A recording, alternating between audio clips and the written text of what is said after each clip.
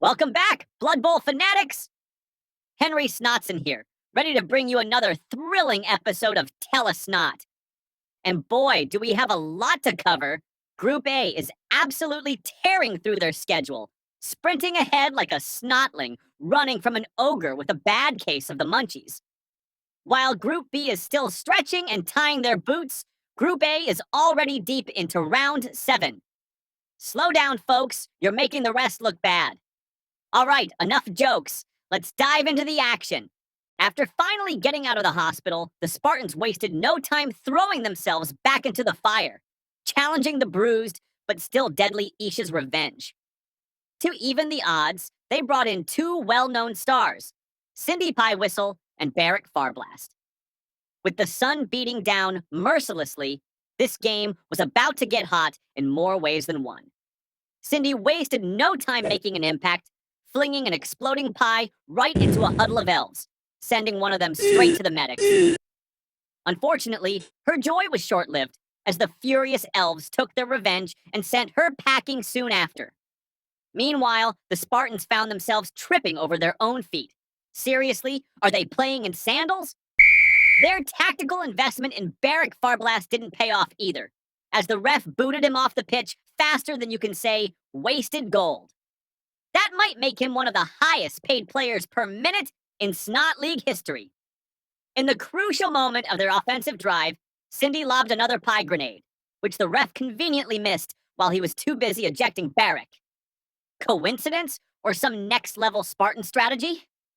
Sadly, their efforts were for naught. Nora tripped at a critical moment, burying any hope of a Spartan touchdown 6 feet under. Final score, 2-0 for Aisha's revenge. Better luck next time, Spartans. Maybe invest in actual cleats. Played on the same day as the Spartans' crushing defeat. This match saw the Dobkins calling in some outside help in the form of the infamous Rick Rotten Bupkis. But much like Barrack in the previous game, his match was very short-lived. After a particularly gruesome foul, the ref tossed him before he even had time to warm up. The foul, however, was devastating, putting Andrew the Simian debutante out of commission almost immediately. From there, the match was a brutal exchange of blows and dirty tactics, though the refs seemed particularly biased against the Dobkins, ejecting goblins left and right while seemingly turning a blind eye to the monkeys' shenanigans. The enormous Jamal, the Bone Giant, tried his best to salvage the situation by hurling his teammates forward, but his efforts did more harm than good. The second half turned into a battle of who can hold on to this slippery ball the longest, and the answer was not Dobkins. In the dying moments of the game, Orangutan Yan attempted a crucial pass, but nerves got the better of him, and the ball sailed just a bit too far. Final score, 1-0 for GKS Shambani Supremes, keeping the pressure high on the Dobkins if they still hope to make it out of the group stage. Everyone expected this one to be brutal, and let's be real, no one was surprised when it was. The Telesnoobies went all in on destruction, even hiring the massive Skaven Bruiser Glart Smashrip to add some extra muscle. The Sparkles knew they had to act fast and struck immediately, charging forward before the ball even landed. However, their excitement came back to bite them when the kick sailed out of bounds, and their opponents were handed the ball as far as they possibly could. From there, the Festival of Carnage began. The impish brutes unleashed a relentless assault, highlighted by a perfectly executed chain push that sent not 1, but 2 Sparkles players flying into the very angry crowd. And if that wasn't enough, they soon rolled out their dreaded death machine, the Steamroller. Despite their best efforts to spread out and avoid direct confrontation, the Sparkles were simply outnumbered and brutally outmatched. Final score, 1-0 for Telesnoobies, only because they were more focused on maiming their opponents than actually scoring. With a massive gap in team value, the Ogres brought in the legendary Jules de Bergerac to even the odds. Their offense, however, slammed into an unexpected wall. A tiny Ignimbrites, who refused to be budged.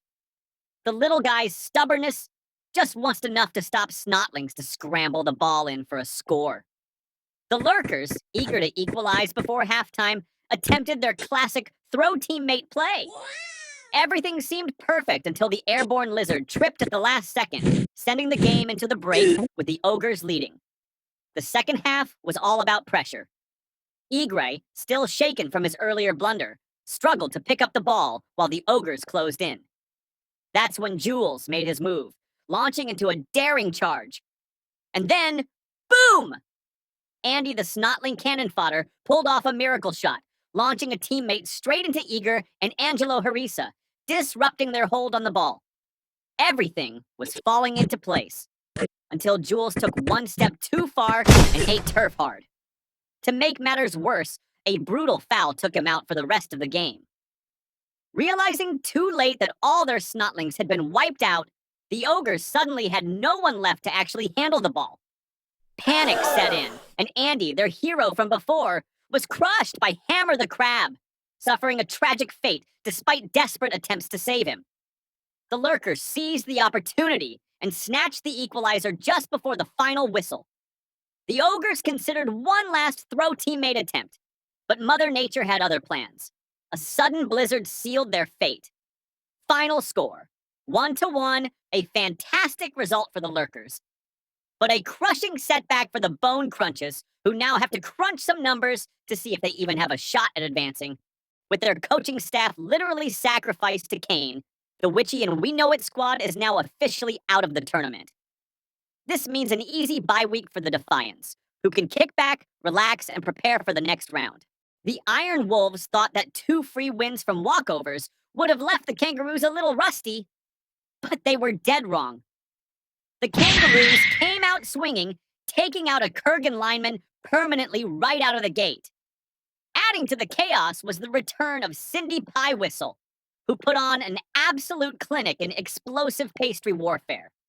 Her perfectly placed bombs sent the Iron Wolves scrambling, creating all sorts of mayhem. Nothing says chaos like a flurry of flaming pies. In the second half, the Kangaroos launched an aggressive blitz, leaping straight onto the ball carrier. Skull King rushed in to shut it down, only to take an unceremonious tumble, landing hard in the dirt. Dolgon, watching his leader's not-so-graceful collapse, had a sudden realization. If their biggest warrior could hit the ground that easily, why not a kangaroo? Seizing the moment, he grabbed the escaping ball carrier by the tail, yanking him to a dead stop and sending the kangaroo offense spiraling into chaos. Meanwhile, David Tarl, the towering Yowie, seemed determined to give the ground a closer inspection, tripping, stumbling, and face-planting so often that even the Iron Wolves started to feel bad for him. At one point, it looked like he might finally find his footing, only to immediately crash down like a felled tree, much to the amusement of the crowd. Maybe next match, he'll spend more time upright than horizontal. Final score, 1-0 for the Iron Wolves, cementing their dominance in the group. Rumor has it that the fiery elementals tried to show up to this match, but something, or rather, someone, intervened. The last thing anyone saw was a mysterious figure in flowing elven robes standing near the stadium entrance, suspiciously adjusting a large collection of rain-drenched scrolls. Moments later, the Weatherton inclement simply vanished. Coincidence? The Half of Nothing squad certainly isn't complaining. With yet another forfeit, the once blazing Weatherton inclements see their flames fully extinguished, bringing their campaign to an early end. We waited, and finally, we got it. Joseph Morania knew full well he couldn't win this one with brute strength, even with 3 massive troglodytes in his squad. So instead, he unleashed his army of tiny, hyper-fast kobolds to weave around the sluggish elementals. The gemstones simply couldn't keep up, and every attempt to slow down the kobolds crumbled like sandstone. Nothing seemed to go right for the magical elementals. With a 2-0 victory, the intergalactic kobolds boost their playoff hopes, while the gemstones are already trudging toward their next match. When your opponent looks like they've been drinking warp speed potions, all you can do is hope they run out of gas. And that's it for this episode. Only 2 rounds remain before we enter the playoffs, and the tension is rising. Stay warm because we'll be back soon with more hard-hitting action. Bye-bye!